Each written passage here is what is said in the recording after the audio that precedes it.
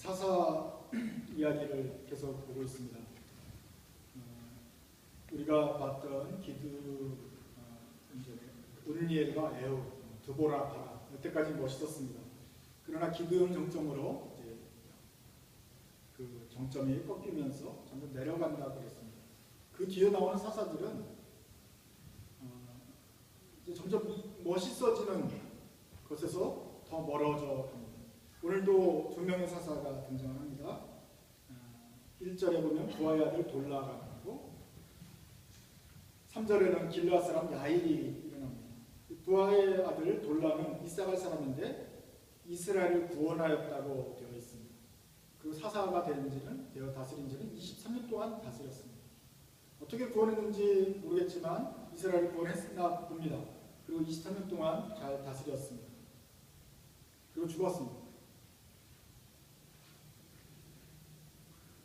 에브라임 산지 3일 거주하면서 23년 동안 다스리는 동안 23년 만에 죽었습니다. 그래서 3일에 장사되었다. 이것이 부하의 아들 돌라라는 사사에 대해서 우리가 아는 정보입니다.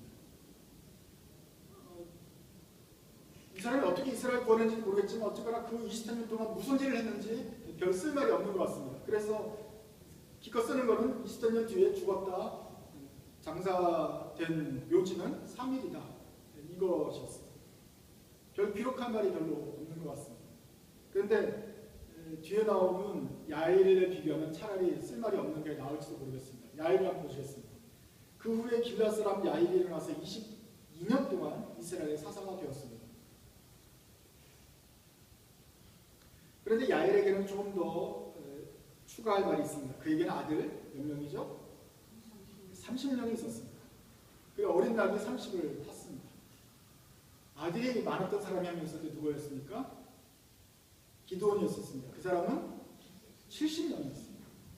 첩의 자식까지 하면 71명이라고 할 수 있겠지만 70입니다. 기드온과 비교하면 야일은 절반도 안 되는 것입니다.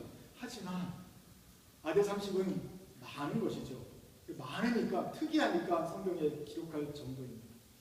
그런데 이 30명이 아들이 있었다.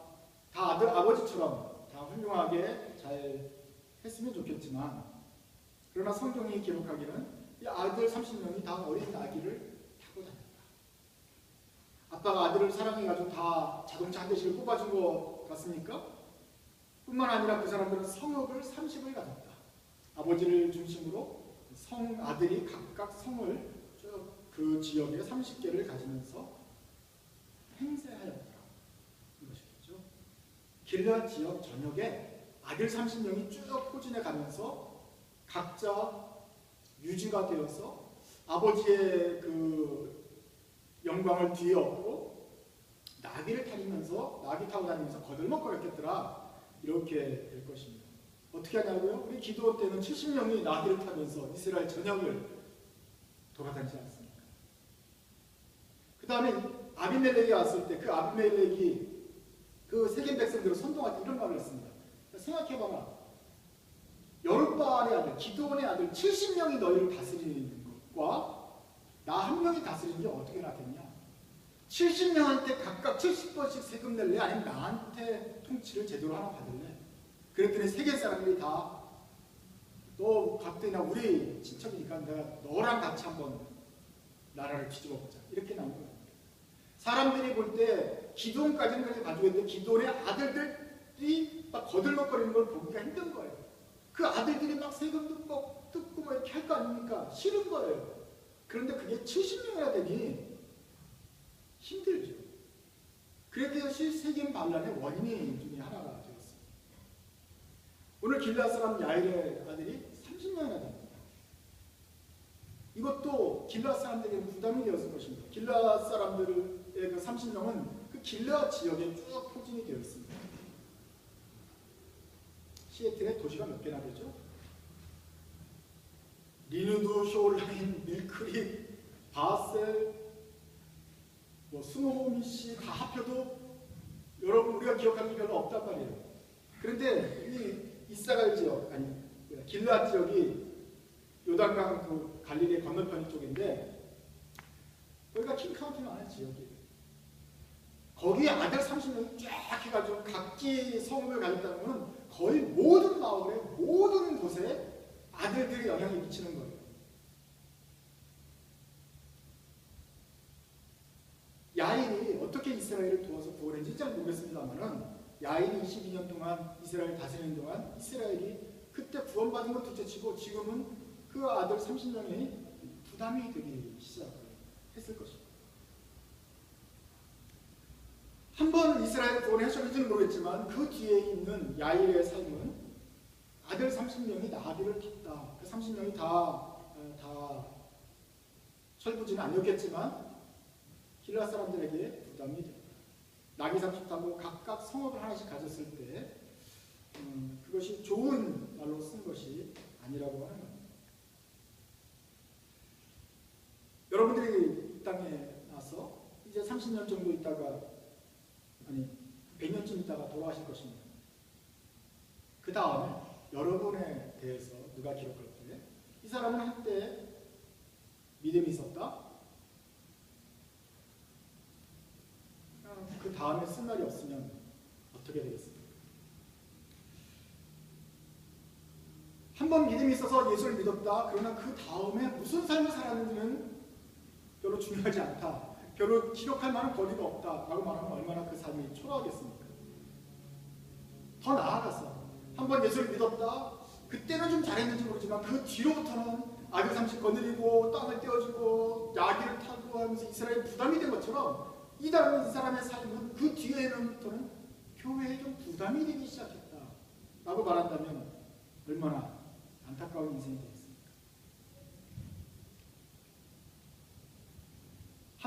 한때 믿음의 사람이었다 할지라도 그 뒤에는 계속해서 믿음으로 산다는 보장은 없는 것입니다. 하나님의 사랑은 영원하지만 우리의 반응은 한 번 믿었다고 해서 한 번 제대로 했다고 해서 그것이 계속 보장되는 것이 아닙니다. 한때 주님의 쓰임을 받은 사람이라도 그 뒤에 계속해서 깨어있지 않으면 뒤에 사람들이 쓴 말은 아주 상식이 있었다. 밖에는 없을지 모르겠습니다. 사사들이 점점점 못 나갑니다. 멋있는 면이 없어지고 점점 이스라엘에 부담이 되어집니다. 하나님께 세우신 건 맞는 것 같은데 그러나 그 다음에 삶들은 그렇게 힘들어집니다. 이것이 우리 사사기의 흐름입니다. 여러분, 그러니까 조심하십시오. 우리들도 한 번 믿음이 있었다는 것이 중요한 것이 아니라 그 뒤로 계속해서 그 믿음의 삶을 살아가느냐가 중요한 것입니다. 그러니까 이 그 큰 사랑에서 끊어지지 않도록 조심하면서 우리들의 행실이 그 믿음의 수준대로 계속해서 유지 나갈 수 있도록 노력을 해야 될 것입니다. 오늘 이 말씀을 좀 드리려고 하는 것인데 한번 믿음으로 끝나는 것이 아니라 계속해서 그 수준을 유지해야 된다. 이렇게 떨어지지 않도록 조심해야 된다라는 말입니다. 근데 이 말을 좀 주의해서 들으셔야 됩니다. 한번 구원받은 사람이 좀 잘못했다고 해서 나중에 그러면 하나님의 사랑에서 끊어진다는 소리냐? 구원을 받았다가 한 10년 지나면 나쁜 짓을 하니까 이제 구원받지 못하는 백성이 된다는 뜻이냐? 지옥 간다는 뜻이냐? 그런 말이 아니죠. 하나님의 사랑은 풍성하고 끈이 없기 때문에 이 사랑에서 쉽게 끊어지지 않습니다.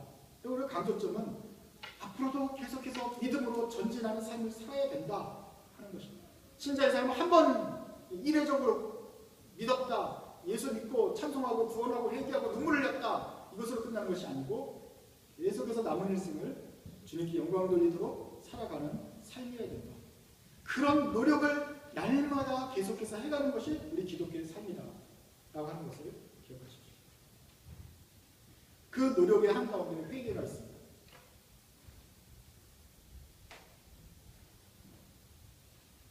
회개의 문제가 우리 그래서 기독교인들, 크리스천의 삶의 가장 중요한 문제 중에 하나가 되는 것입니다. 자, 저를 보세요. 복음이 이렇습니다. 하나님이 세상을 사랑하십니다. 그 지으신 세상이 타락했는데 그 세상이 타락하는 것을 안타까워하셔서 독생자를 보내십니다. 이 땅에 독생자를 보내셔서 누구든지 예수를 믿기만 하면 멸망치 아니하도록 하나님이 자녀가 되어서 구원받을 수 있도록 하나님이 독생자를 보내셨습니다. 그래서 그것을 믿고 구원받은 백성은 하나님의 자녀가 됩니다. 천국 백성이 됩니다. 한번 하나님의 천국 백성이 되면 어떠한 상황에서라든지 죽음이라도 죄라도 그 사람에서 끊을 수가 없습니다.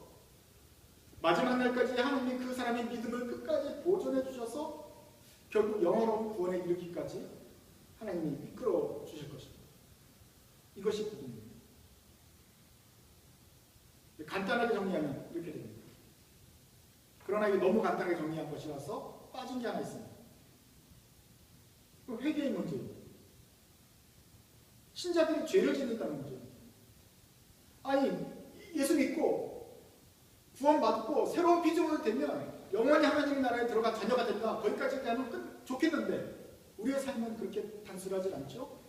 그렇게 한번 예수 믿고 거듭나고 하나님의 자녀가 되고 새로워지고 기뻐지고 항상 기뻐요 하던 크리스찬이 그 다음에 이제 이게 몇 달 지나고 나면 믿음이 사라지고 죄와 타협하고 죄를 짓고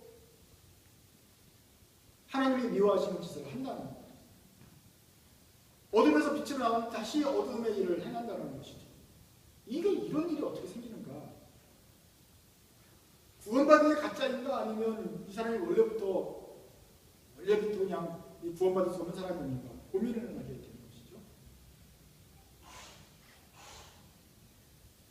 어떻게 한 번 하나님의 성령의 다스림을 받은 것 같은 사람이 그 뒤에는 성령의 다스림이 없어지고 또다시 마귀의 다스림을 받는 것처럼 마귀의 종이 되어서 또 죄를 짓는가 하는 것입니다.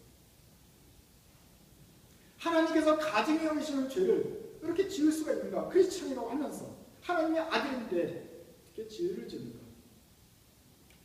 그러나 이것이 현실이죠.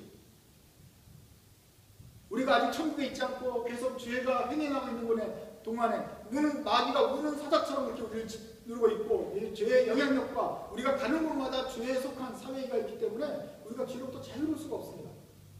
그래서 나쁜 생각이 들어와요. 정욕의 지배가 있어요. 그리고 사회가 우리를 자꾸 이렇게 몰고 가요. 그래서 우리도 어느새 알게 모르게 죄를 지을 때가 있습니다. 굴복하게 됩니다. 그냥 죄하고 쓸려만 가도 하나님께 미안한 일을 하게 됩니다. 이게 현실입니다. 그렇기 때문에 우리가 깨어 있어야 됩니다. 그렇기 때문에 우리가 연약한 우리 자신과 우리 형편을 알고 회개할 준비를 해야 되는 것입니다. 크리스찬이 된다는 것은 영원토록 죄를 짓지 않는 그런 상태로 변화되는 것이 아니라 이 죄된 세상 가운데서라도 하나님의 빛을 발견하면서 이제 그 빛을 보존해야 돼가는 지킴이로서의 삶을 살게 되는 것이기 때문에 어둠과 싸우면서 주님의 나라를 이루도록 가야 되는 삶이다 생각을 해요. 그래서 여러분들이 예수를 믿고 거듭났다는 것은 죄를 짓지 않는다는 말이 아닙니다. 죄를 짓는다는 말입니다. 그런데 신자가 다른 점은 뭐냐? 죄를 지어도 우리는 회개합니다. 어둠에 있는 사람들은 죄가 죄인지도 모르니까 계속 죄를 짓습니다. 그러나 신자는 하나님이 미워하는 게 뭔지 알기 때문에, 그런데 혹시 이게 또 자신의 육신을 못 이겨서 죄를 지으면 회개합니다. 돌이킵니다. 그리고 하나님 다시 한번 제대로 살아볼래요. 이것이 신자와 저 어둠에 있는 불신자와의 그 가장 큰 차이라고 하는 것입니다. 그래서 회개 얘기를 해야 됩니다. 회개는 두 종류가 있습니다. 첫째로는 어거스틴과 같이 한번 큰 회심이라고 할 수 있는 큰 영혼의 회개입니다. 어거스틴이라는 사람이 400년경에 살았습니다. 이 사람은 아주 방탕한 사람이었어요. 머리는 좋아요. 학자예요. 그런데 뭐 사생아가 있고 결혼도 안 하고 애를 돌보지도 않고 뭐 그런 방탕한 삶을 살아요. 엄마가 늘 위해서 기도하지만 이 사람은 믿음을 가지지 않아요. 삶이 죄가 있어요. 그런데 이것도 하다 보니까 지쳤는지 이 사람이 중간중간에 이러면 안 되는데 자기도 스스로 생각이 됩니다. 그래서 교회 나와서 그 당시 이제 암브로시우스 주교님 목사님 찾아가서 좀 상담도 하고, 그러나 믿음은 생기지 않아요. 그렇다고 해서 뭐 죄된 뭐 삶을 끊을 아직 그런 동기도 없어요. 그러면서 이렇게 어떻게 해야 되나 생각을 좀 하거든 그런 시즌이 되었습니다. 고민도 하고 있는데 그날 창밖에서 갑자기 애들의 노랫소리가 들리는 거예요. 애들의 노랫소리니 천사들의 소리였는지 몰라요. 하지만 들려요. 뭐냐면은 집어들고 읽어라, 집어들고 읽어라, 집어들고 읽어라 라는 노랫소리가 들려요. 책을 읽으라는 노랫소리가 들려요. 보니까 성경책이 있어요. 그 성경책을 들어서 딱 펴서 읽었어요. 어둠의 일을 벗고 빛의 갑옷을 입자. 로마서 10장 말씀이에요. 이제 너희들은 어둠의 일을 벗고 이제 빛의 갑옷을 입어라. 로마서 말씀을 딱 보는 거예요.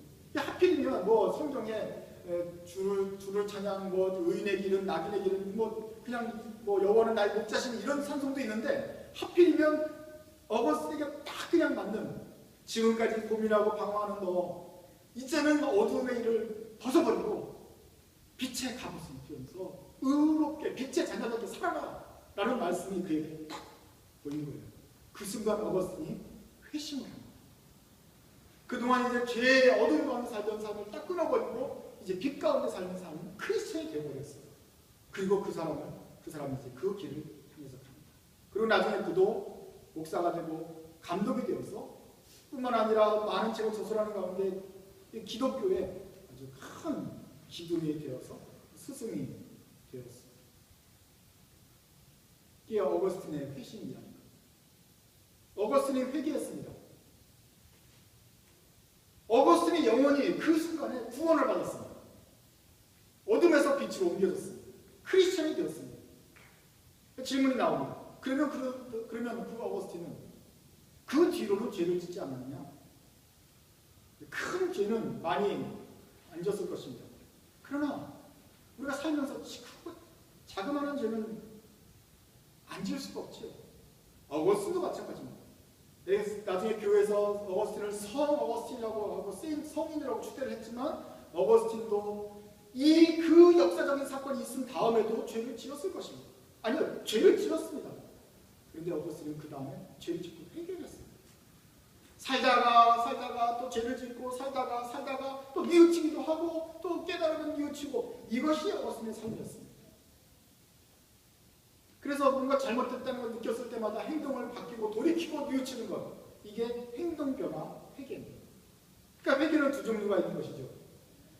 예수를 안 믿고 어둠에 있다가 빛으로 들어오는 그리고 영혼이 완전히 죽음에서 생명으로 바뀌는 영혼이 구원받는 영혼 구원의 회개가 있고 그것을 좀 깊이 말하고 회심이라고 말을 하고 컨버전이 있고 그 다음에 살면서 욕하고 잘못한 짓하고 엄마한테 뭐라 그러다가 뉘우치고 돌아오는 것, 이거는 중간중간에 자기가 잘못한 것을 회개하는, 죄 지은 걸 자기가 스스로 지은 죄를 회개하는 행동의 회개이지. 이 두 가지가 다 있는 것입니다. 크리스찬은 뭐냐? 영혼의 회개도 할 뿐만 아니라 앞으로 살면서 죄를 안 짓는다는 소리가 아니라 이 작은 죄를 짓는데 어둠에 속한 사람과 다른 점은 우리는 회개를 합니다. 빈도수도 좀 줄어들면 좋겠지만 그리고 점점 줄어들겠지만 빈도수도 줄어들 뿐만 아니라 우리는 회개를 한다. 점점 더 거룩해지는 사람은 뭐냐? 죄를 안 짓는 사람이 아니고 회개를 할 거리가 점점 줄어든다. 드문드문 회개를 한다. 이렇게 우리가 봐야 되는 것이죠. 저랑 보세요. 당연한 거 아닙니까? 여러분 중에는 또 당연한 말을 또 하시는구나 생각하는 분들이겠지만 이게 당연하다고 생각하지 않는 분들도 계십니다. 회개는 두 가지가 아니라 하나밖에 없다라고 하는 분도 있습니다. 그분들은 성경을 정확하게 제대로 막 아주 자세히 보려고 합니다. 이렇게 생각하는 것입니다. 예수의 피로 모든 죄를 다 씻어주셨다. 그러면 그 사람은 완전히 구원받았다. 죄로부터 완전히 구원받았으면 죄와 상관이 없다. 죄와 상관이 없다라고 표현도 하나님이 하셨죠. 그리고 완전히 새로운 뉴 크리처라고 새로운 피조물이라고 말씀하셨죠. 그러면 이 새로 나온 피조물은 구원받았기 때문에 죄를 지을 수가 없다. 구원받았다며. 새롭게 변화되었다며. 근데 어떻게 죄를 짓느냐? 라고 말하는 거예요. 한 번 이렇게 구원받은 사람은 더 이상 죄하고 상관이 없다. 죄를 짓지 않는다. 진짜 거듭났다고 한다면 죄를 짓지 않게 된다. 죄를 지을까봐 오늘도 조심해야지. 난 이렇게 막 죄책감에 시달리고 오늘도 죄를 지으면 어떡하나 불안했다는 것은 그야말로 죄의 구원을 받지 못할 거야 아니냐. 한 번 제대로 구원받은 걸 확실하다고 믿는 사람은 이 더 이상 죄책으로부터 자유롭고 전전긍긍할 필요가 없고 죄의 모든 영향으로부터 완전히 해방이 된다. 죄가 더 이상 하나님의 아들을 주장하지 못한다. 우리 옆에 오지도 못한다. 신자는 죄를 짓지 않기 때문에 회개할 필요가 없다. 만약에 그 사람이 회개를 하려고 한다면 그거는 구원을 안 받았다는 구원의 확신이 없는 거 아니에요. 영원히 구원받았다는 완전히 거듭났다는 확신이 없기 때문에 자꾸 회개를 하려고 그러는 것이다.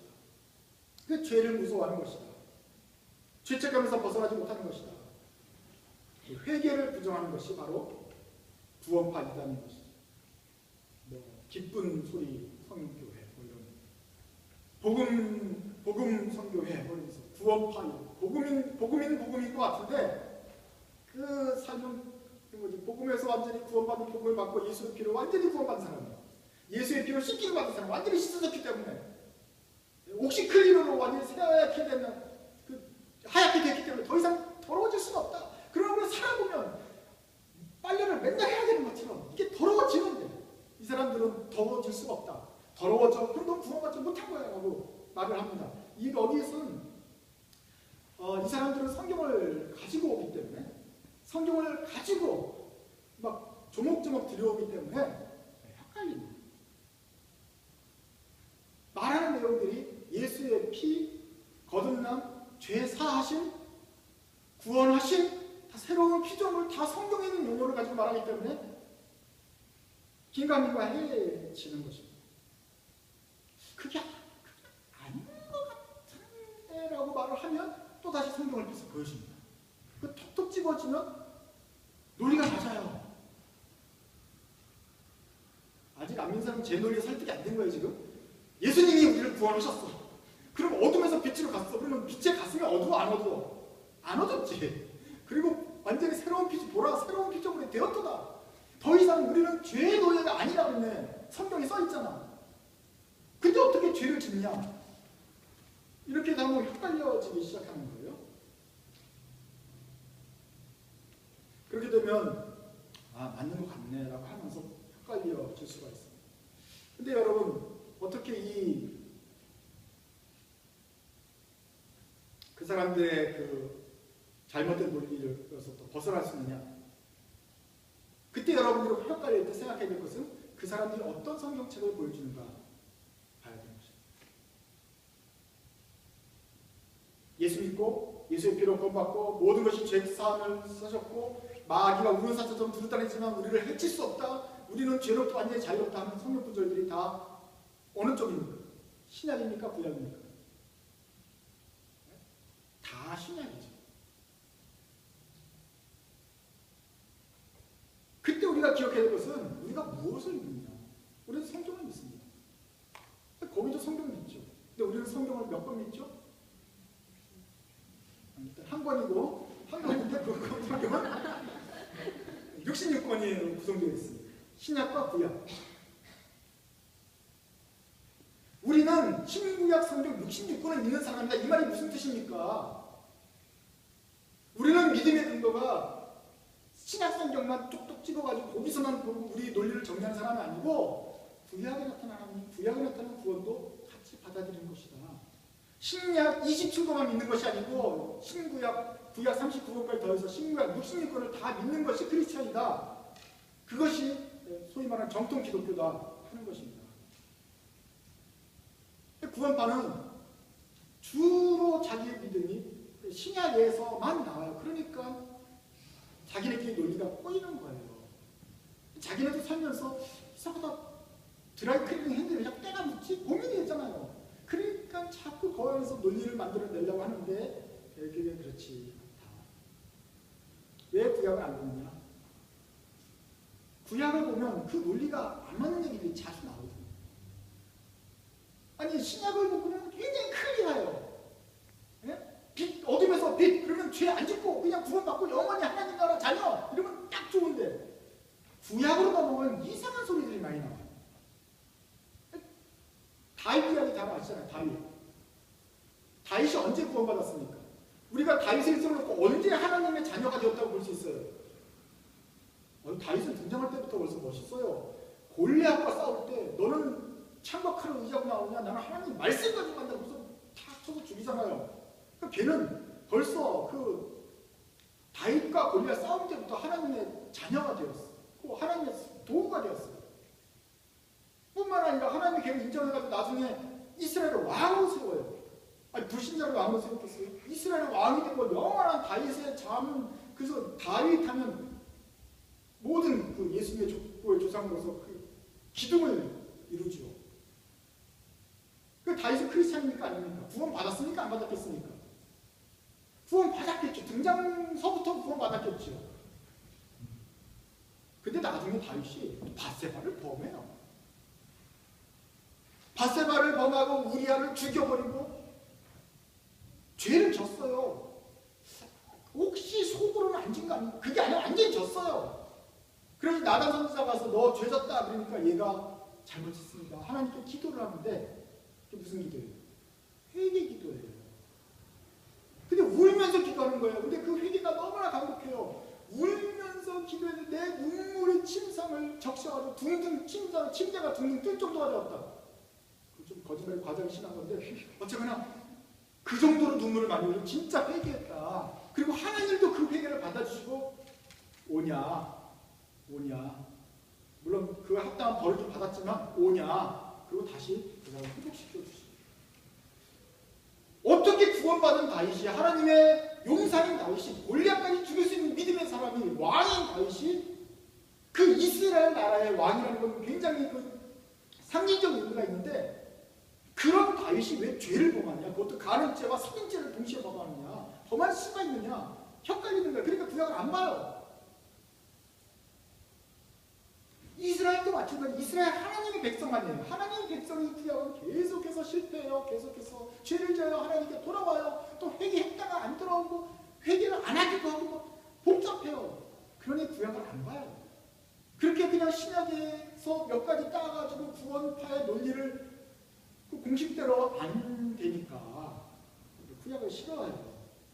그래서 초대교회 때부터 이렇게 구약을 안 보고 신약만 보는 이단들이 나왔던 것입니다. 신구약을 하나님의 역사를 우리가 전체적으로 다 믿지 않으면 자기가 좋아하는 것만 따서 생각하는 자기의 논리를 세우는 그런 이단이 될 수가 있습니다. 오늘 성경 사사기 10장에도 구원파가 싫어하는 이야기가 나옵니다. 그러나 우리 신자들이 꼭 배워야 될 회개 이야기가 나옵니다. 오늘 이스라엘이 사사가 2명 나왔습니다. 그 뜻은 뭐냐면은 이스라엘이 죄를 범했다는 거예요. 사사가 있는 동안에는 잘 그냥 또 회개 따랐지만 사사가 죽은 뒤에는 다시 하나님 잊어버리고 또 회개하고 또 살려달라니까 하나님이 또 다른 사사를 내서 구원하시고 그러니까 돌라가 일어났다는 것도 야일이 일어났다는 것도 이스라엘이 또 죄를 졌다는 뜻이고 또 회개했다는 뜻입니다. 뿐만 아니라 그 돌라가 야일이 죽었을 다음에는 6절부터 보면 이스라엘이 또다시 범죄를 해요. 6절입니다. 이스라엘 자손이 다시 여호와의 목전에 악을 행하여 사사들이 계속 거듭되는 거예요. 다시 여호와의 목전에 악을 행하여 바알과 아스라돗과 아람 신들과 시돈 신들과 모압 신들과 암몬 자신의 신들과 블레셋 사람들의 신들을 섬겼다. 이제 점점 더 다른 신 섬기는 공격이 길어지게 되는 것입니다. 그래서 여호와께서는 이스라엘에 진노하셔서 블레셋 사람들과 암몬 사람들의 손에 그들을 파셨습니다. 이들이 또다시 죄를 졌어요. 특별히 이제 길앗 사람들로 이제 초점이 좀 모아지는데 길앗 사람들이 이제 부르짖어요. 10절입니다.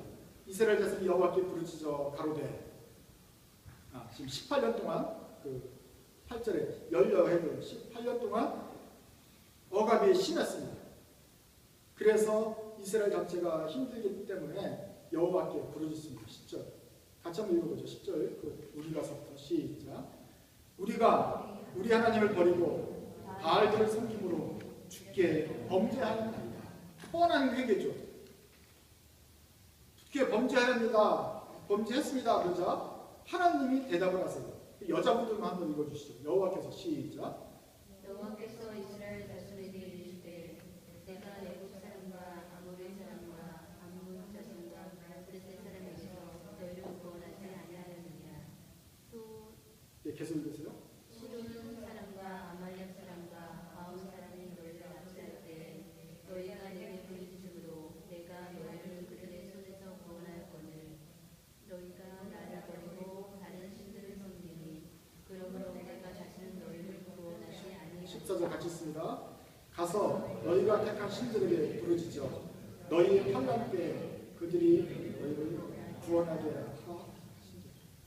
하나님이 이스라엘이 잘못했으니까 하나님이 이번에는 그냥 돕지 않고 야 너네들이 내가 그렇게 출애굽 때 구원해주고 지금 사사기 10장까지 올 때 얼마나 많이 구원해줬느냐? 야 너 이제 안 구원한다. 내가 다시 너희들을 구원하노라. 보자. 그리고 너희들 환난 때 어려우니까 너네가 섬기는 신들한테 가서 빌어라. 가서 거기 가서 구원받아라. 하나님이 튕기시는 거예요. 사랑이 풍부하시고 은혜가 많으신 하나님이 이렇게 튕길 수 있느냐? 튕기시지 않죠. 하지만 하나님의 마음을 우리 인간의 마음 상태로 표현한 것입니다. 그러니까 하나님이 튕기실 정도로 이렇게 인간이 죄를 졌다 이 뜻이 여기서 끝나면은 이 말을 듣고 나서 보통 죄인들이 이렇게 합니다. 기껏 와서 회개했더니 너희의 환난 때 그들이 너희를 구원하게 하라? 기껏 좀 이렇게 했더니 튕기시네. 아닌데 신이 여기밖에 없나? 진짜 그럼 그 말들 한다 내가. 이제 바알한테 가서 진짜 절한다. 바알한테 가서 빌고 이렇게 우리도 튕길 텐데. 그러면 이제 서로 막 나가자는 거죠. 근데 이 이스라엘이 여기서 잘해요. 15절입니다. 남자들 한번 읽어보시죠. 시작. 이스라엘 자손이 여호와께 여쭈되 우리가 범죄하였사오니 주께서 보시기에 좋은 대로 우리에게 행하시거니와 오직 주께 구하옵나니 오늘 우리를 건져내옵소서. 아니 뭐 그렇게 말씀하셔도 우리가 참 할 말이 없고 주님께서 하시고 싶은 대로 마음대로 하셔도 우리가 뭐라고 할 수가 없습니다. 그런데 하나하나 주님께 구하는 게 있다면 좀 오늘 건져주십시오. 이스라엘이 보통은 얄밉고 참 짜증나게 하지만 이럴 땐 또 이런 걸 잘해요.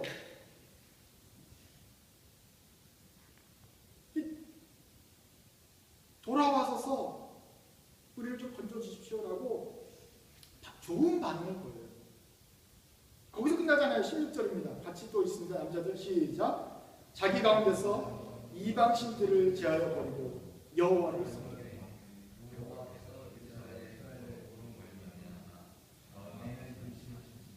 아니 말만 한 게 아니고 건져달라고 기도만 한 게 아니라 그 다음에 하나님께서 싫어하는 게 뭔지 아니까 다 바알신, 우상신, 아세라 다 버려버린단 말이에요. 아니 야 너네 거기 가서 섬겨라. 하나님이 그랬어요. 또 섬기라니까 내가 섬깁니다 라고 하지 않고 다 버려버리고 무슨 말인지 알죠. 다 버려버리고 하나님만 섬기고 하나님께만 부르짖었다. 그들 가운데서 이방신들 다 제어버리고 행동을 안 해 돌이켰다. 그러니 이것이 완전한 회개고 말과 함께 행동이 완전히 변화돼서 주님 앞에 매달리는 진정한 회개 아니겠어요? 이런 진정한 회개를 이스라엘이 보입니다. 그러자 하나님이 이스라엘이 참 이런 이스라엘이 고난을 당하는 것이 참 내가 안타깝다라고 하면서 마음에 근심하시면 어떻게 얘네를 건져줄 것인가. 이제 생각하기 시작해요. 하나님이 기도한다고 하시기 시작해요. 근데 이거 성경의 기자가 하나님이 마음에 근심 걱정하셨다. 하나님이 근심 걱정하실 분은 알지만 그 마음을 성품을 이렇게 표현을 했어요. 우리 하나님은 어떤 분이십니까? 원래 이런 분입니다. 한 번은 야 너는 가. 너는 거기 가서 절해봐. 화도 내실 만한 분이지만 돌아오기만 하면 언제 그랬냐는 것이 막 마음에 근심하시고 걱정하세요. 어떻게 도와줄까? 그래서 하나님의 이런 성품을 우리가 벌써 시편에서 읽었었습니다. 시편 한번 보시죠. 시편 116편에 그 다음 페이지 한번 보세요. 내가 주님 앞에 구하겠다. 주님 나를 건져주십시오. 여호와는 은혜로우시며 의로우시며 우리 하나님은 긍휼이 많으신 분입니다. 주님 나를 건져주십시오. 그러면 주님이 우리를 건져주시고 나를 구원해 주실 것이다. 이것이 하나님은 은혜가 그리셨어. 풍성하시고 의로우시고 긍휼이 많으시다. 이것은 이스라엘이 하나님에 대해 찬양하는 늘 공식 같은 노래예요. 심지어 요나 선지자 이렇게 말했죠. 하나님은 은혜롭고 자비로우시며 노하기를 더디하시며 사랑이 깊고 풍성하시며 벌을 내리겠다고 하셨음에도 불구하고 다시 돌이키시는 그런 분이십니다.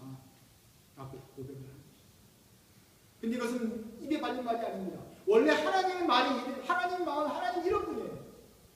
은혜가 한 번만이 아니라 계속 은혜가 있습니다. 그리고 의로우시고 하나님의 긍휼이 많으세요. 그래서 의로우시기 때문에 분명히 잘못된 걸 분명히 아시지만 또 돌이키면 긍휼이 많으셔서 어떻게 도와줄까 고민하시는 분이에요. 그래서 우리를 건져주세요.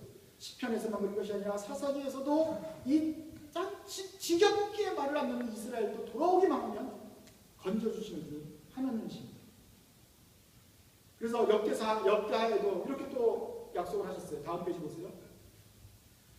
역대하 7장에도 이렇게 되어 있습니다. 우리 영어로 제가 읽겠습니다. If my people, 만약에 황충이 오고 전염병이 오고 하나님의 무슨 기근과 재앙과 전쟁으로 너희들을 다 멸하시고 벌하실 때라도, 그런다 할지라도 if my people who are called by my name, 내 이름을 일컫는 내 백성이 will humble themselves and pray and seek my face, 돌아와서 겸손하게 내 얼굴을 내게 기도하고 내 얼굴을 구하고 and turn from their wicked ways, 자기의 잘못된 길에서 완전히 돌이키면, 회개하면, then, 거기서부터 같이 읽으십시다. Then I will hear from heaven and I will forgive their sin and will heal their land. 돌아와서 내 얼굴 찾고 지면 내가 하늘에서 듣고 그들의 죄를 사하고 그들의 땅을 고치겠다. 분명히 너희들이 잘못하면 내가 벌어줄 것이다. 왜냐하면 나는 righteous, 의로운 하나님이기 때문에. 그런데도 불구하고 내가 그레이셔스하기 때문에, 사랑이 많기 때문에 돌아오기만 하면 내가 그 얼굴을 다시 마주 봐주고 하늘에서 듣고 그들의 죄를 용서하고 땅을 고쳐주겠다. 이것이 주님의 약속입니다. 주님의 성품입니다. 의로운 성품과 사랑의 성품이 같이 있는 분이에요. 그렇기 때문에 우리가 하나님이 의로우신 분이다, 그래서 죄를 미워하시는 분이다, 동시에 하나님은 은혜로우셔서 회개하는 자를 다시 용서해 주신다 라는 두 가지를 믿으면 우리는 회개할 수 있는 것입니다. 죄를 지은 다음에 이 죄를 싫어하지, 거기서 끝나는 것이 아니고 언제든지 죄를 버리고 돌아오기만 하면 하나님 받아주시겠지, 이것을 믿는 것이란 말이에요. 기독교는 무엇이냐, 크리스천은 무엇이냐, 성경을 다 믿는 것이에요. 하나님의 이 두 가지 속성을 다 믿는 거예요. 죄를 짓지 않는 사람이 크리스찬이 아니에요. 죄를 짓지 않고 거룩하게만 사는 것은 크리스찬이 아니에요. 그럼 이루어질 수가 없어요. 크리스찬은 무엇이냐? 죄를 지어도 회개하는 사람이에요.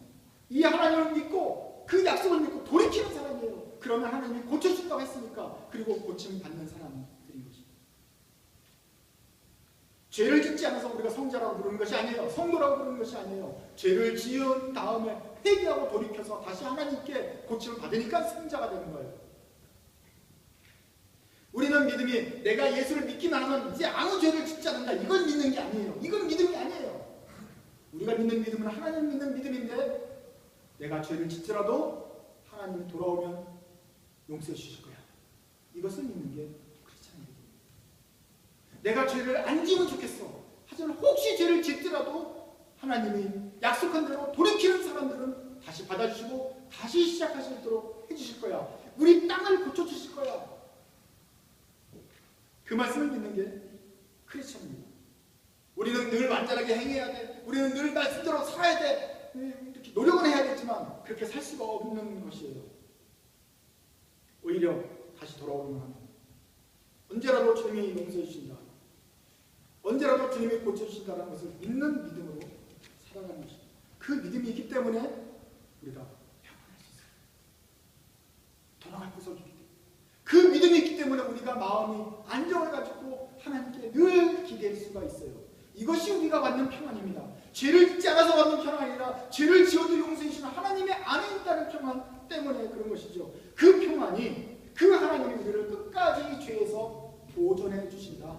비록 우리가 이 땅에서 죄로 우겨싸움을 당하고 우리도 알게 모르게 타협도 하고 알게 모르게 속에서 막 열불도 일어나고 입으로 행동으로 죄도 짓지만 우리 하나님이 용서할 수 있는 회개하는 마음도 주시고 돌이킬 수 있는 그 자원함도 주셔서 우리를 다시 돌이키셔서 계속해서 이렇게 30년 40년 계속해서 돌이키게 하다가 결과적으로 끝에 가서는 완전히 영광스러운 모습으로 변하게 하실 것이다.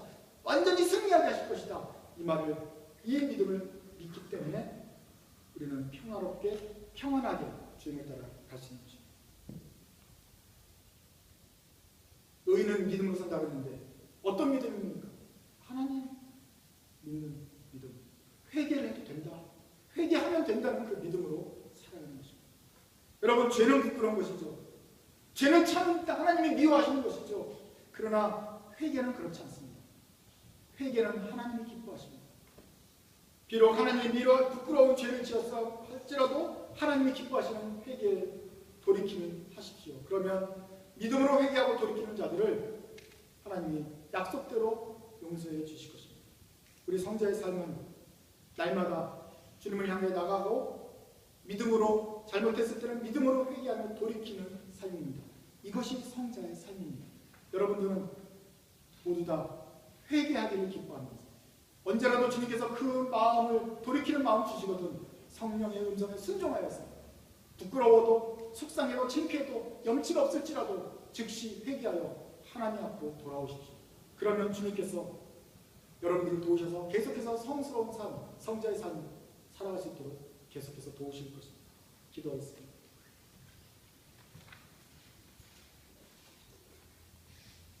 사랑이 많으신 하나님 아버지, 그 공의로우신 하나님 앞에 저희들의 죄와 잘못을 기억하면서 주님 앞에 용서를 구합니다. 저희가 생각나는 잘못, 허물, 부족함, 연약함들이 아직도 생생합니다. 그러나 사랑이 많으시고 긍휼이 풍성하신 주님, 누구든지 그 길에서 돌이키고 행동을 바꾸고 주님의 얼굴을 구하면 용서해 주시겠다고 약속하신 주님, 그 약속대로 그 약속을 믿고 저희가 돌아오니 저희들을 다시 한번 주님의 품으로 품어 주시옵소서.